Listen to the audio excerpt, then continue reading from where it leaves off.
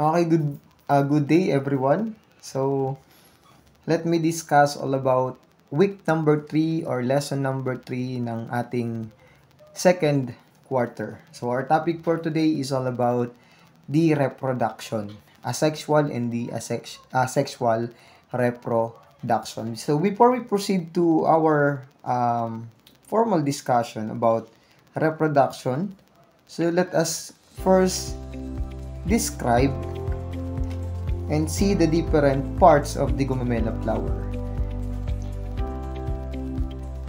So, kapag ang pinag-uusapan po natin is reproduction, laging ang representation yan or hindi mawala sa illustration ay yung tinatawag natin na gumamela flower. It is because it is composed of male and female reproductive parts. So, kompleto na siya. Kaya yung reproductive part or kaya yung gumamela flower ay isa sa example ng reproduction.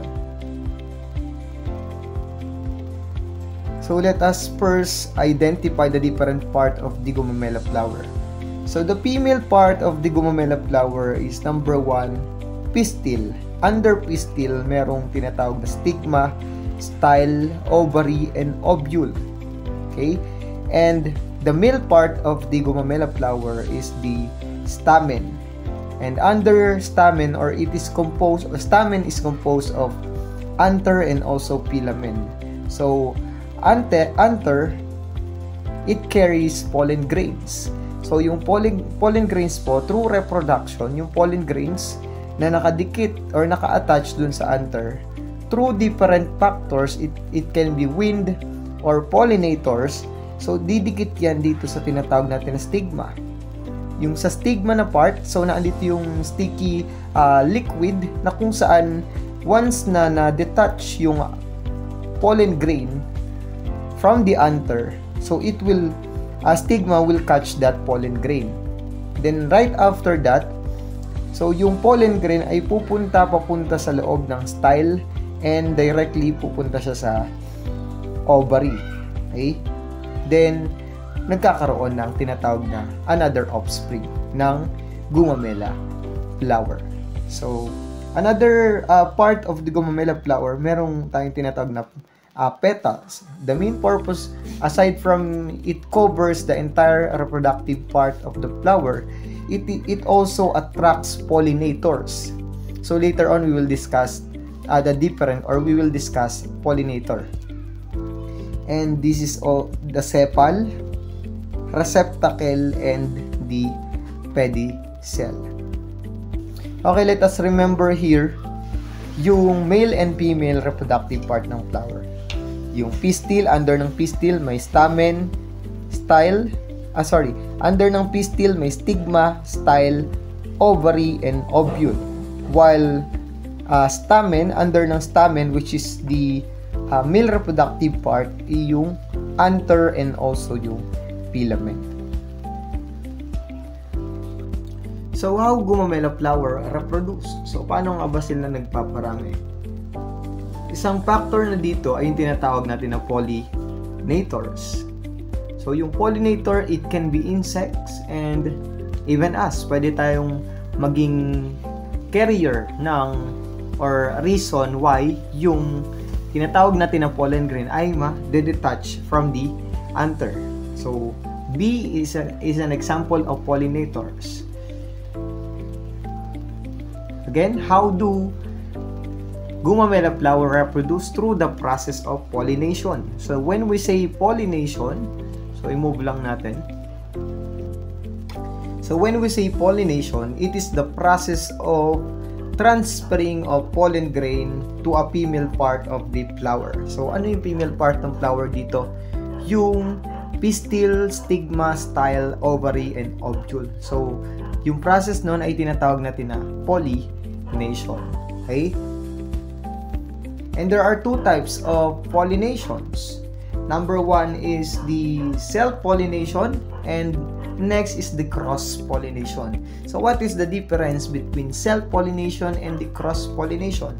So, tingnan po natin sa illustration kung ano yung pinagkaiba ng tinatawag natin na self-pollination and also the cross-pollination. So as you can see, again, when we say pollination, it is the process of transferring pollen grain to female part of the flower. Pag sinabi natin na self-pollination, nagkakaroon ng pollinations or ng pagkabuo ng isang offspring within a gumamela flower, same plant, or within a plant or sa isang halaman lang. When we say cross-pollination, between two different or same plants. Okay, so yun lang naman ang pinagkaiba nilang dalawa. So yung pollen grain ng same plant magta-transfer lang dun sa stigma or dun sa female part ng same plant also. While sa cross-pollination naman, yung pollen grain nung another plant will transfer to another variety of plants, or it can be similar or the same plant. Now, let us proceed to reproduction.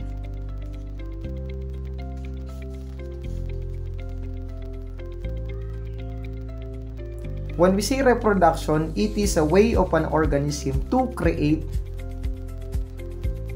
offspring. Okay, kung para magpatuloy yung isang organism, so they need to reproduce through the process of reproduction. And there are two types of reproduction. Number one is the sexual, and number two is the asexual reproduction. So let's begin first with sexual reproduction. When we say sexual reproduction, so it requires a partner to reproduce. An organism requires partner to reproduce. While asexual reproduction, it only requires one parent to reproduce. So kaya niya mag-reproduce ng sarili niyang offspring without a partner. Okay? Pag sinabing asexual, alone, while sexual reproduction required ng partner to reproduce or to create an offspring. So again, let's start with sexual reproduction. In sexual reproduction, under sexual reproduction, there are two types of sexual reproduction: syngamy and also the syngamy and conjugation. When we say syngamy, it is simply the fertilization or a union of sperm and also the egg cell. Ito yung process na ginagawa ng mga mammals. And when we say conjugation, it requires two organisms to reproduce also, pero it is more on process na nagagawa ng bacteria or ng different microorganisms. So meron tayong tinatawag na donor and also recipient. Ang donor, yun yung may traits na ipapasa niya dun sa kanyang recipient. Okay? And yung process na to is meron siyang isang tube na i-attach dun sa kanyang recipient at dun niya papadaanin yung kanyang genetic materials and ita-transfer niya sa kanyang recipient to create another organisms or to create an organism that is similar to the donor. So those are the two types of sexual reproduction. Again, syngamy, so it is a process of fertilization or union of sperm and egg cells, specifically sa mga mammals or sa different organisms, while dito naman sa conjugation ay sa mga bacteria and also the microorganisms.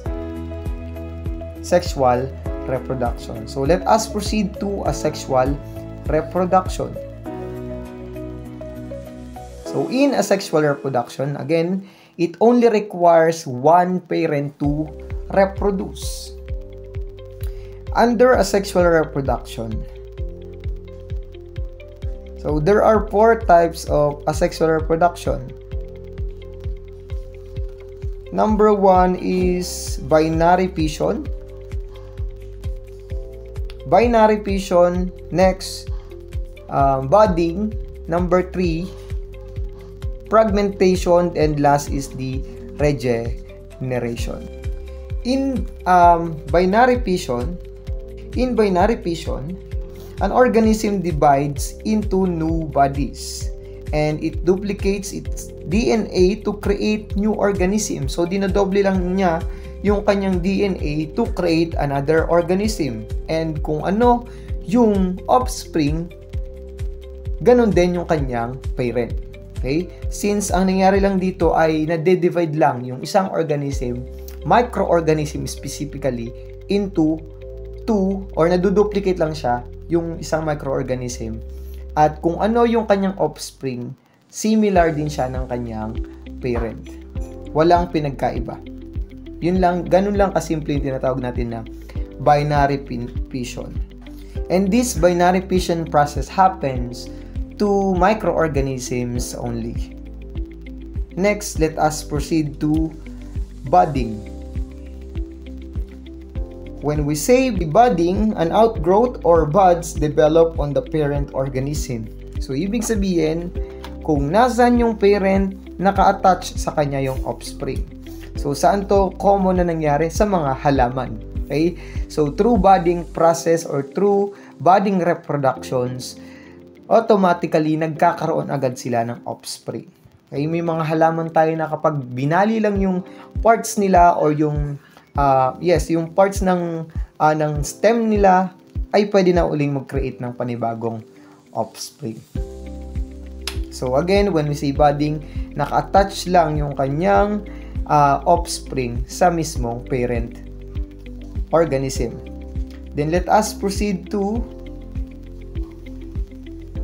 third type of asexual reproduction, which is the fragmentation. When we say fragmentation, an organism's body is divided into two or more parts. So, ibig sabihin, nakakat lang yung kanyang, once na nagkaroon ng fragmentation sa isang organism like sa starfish or sa sea stars, so once na nakat lang yung part ng starfish, so yung parts na na-detach dun sa kanyang sa isang organism or sa sea star ay magke-create lang siya ng panibagong itsura niya. So hindi siya mismo automatically mawawala, mamamatay itong part na to, kundi gagawa yan ng panibagong sea star. So yun yung tinatawag natin na fragmentation. Okay, so let me remind you again, in fragmentation and also in budding, kung ano yung offspring, similar lang ng kung ano yung parent ng organism that undergo fragmentation, ganun din yung kanilang offspring. Same yung kanilang offspring. Last but not the least in asexual reproduction is the regeneration. So anong pinagkaiba ng fragmentation at sa regeneration? Kapag regeneration, once na, ang example din kasi nito ay yung tinatawag natin na sea star. So, pwede yung sea star na mag-undergo ng fragmentation, pwede rin siya mag-undergo ng regeneration. And when we say regeneration, pag sinabi natin na regeneration, yung part lang ng kanyang, once na nakat yung part ng isang organism or sa sea star, so tutubo lang yun ulit. Okay, yun tinatawag natin na regeneration. Yung ang pinagkaiba nilang dalawa sa fragmentation at sa regeneration, ang fragmentation, yung parts niya ay pwedeng gumawa ng panibagong organism, while dito naman sa regeneration, yung parts niya pwedeng hindi na gumawa ng panibagong organism, pero yung naputol o yung parte na nawala sa kanya pwedeng tumubo ulit. Yun yung tinatawag natin na regeneration. An example, aside from sea star, meron din tayong isang example dito, yung mga salamander or yung mga lizard. Diba? Kapag naputulan sila ng buntot, so as time goes by, tutubo yung kanilang buntot. So through the process of regeneration, na nakukumpleto yung parts ng isang organism. Okay? Now, let us proceed to the last part of lesson number 3, which is the type of animal reproductions.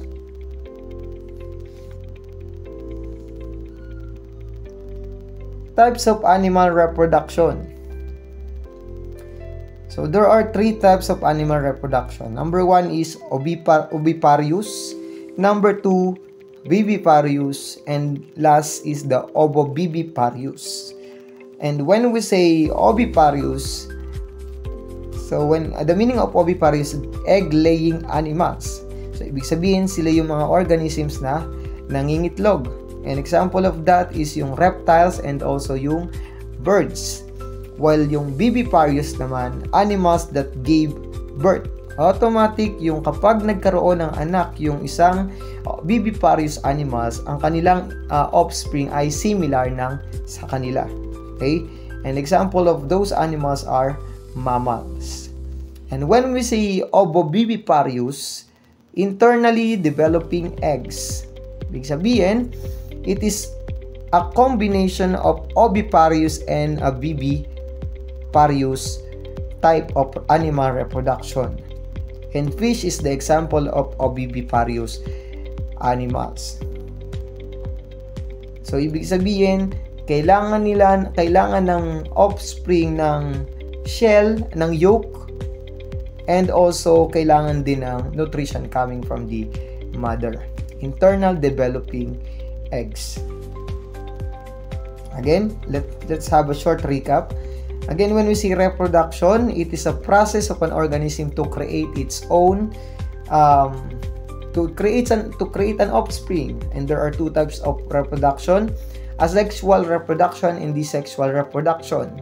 In sexual reproduction, it requires a partner to reproduce, while asexual reproduction, it only requires one parent to reproduce. The two types of sexual reproduction, syngamy and deconjugation. So syngamy, process of reproduction of most of the animals that lives on Earth, lives on the land area, or lives on the biosphere. While when we say conjugation, it is a process that happens only on the microorganisms and different bacteria. Asexual reproduction, binary fission, so nadodoble lang yung kaniyang bacteria or yung isang organism. Then, sa budding na process, naka-attach yung kanyang offspring dun sa mismong parent. Sa fragmentation naman, once na nakat yung part ng isang organism, so yung cutted part na yan ay gagawa ng sarili niyang itsura or gagawa ng another offspring. While regeneration, it is the process when an organism cuts the part of specific organism, o kapag naputol yung parte ng isang organism, so tutubo lang iyon. Ang tawag dun ay regeneration. Types of asexual reproduction.